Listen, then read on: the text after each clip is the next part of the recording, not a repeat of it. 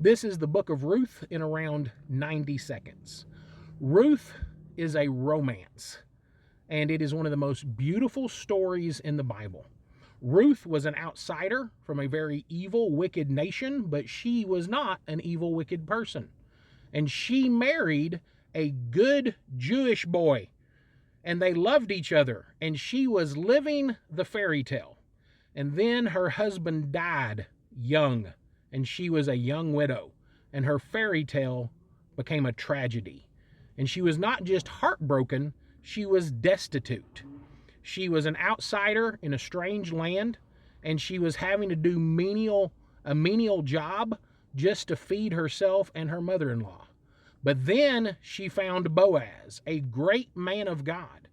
And Boaz and Ruth got married. And Boaz and Ruth became the great-grandparents of King David. They had a kid, and that was King David's grandfather. And so that means they were not only the great-grandparents of King David, they were the great-great-great-great-great-great-great-grandparents of the Lord Jesus Christ. You see, Ruth, after her husband died and she was heartbroken and destitute with nothing to look forward to, she thought everything was over. But God was not done with her yet. And she found out that God not only had a tremendous blessing for her in the future, but God had a purpose for her.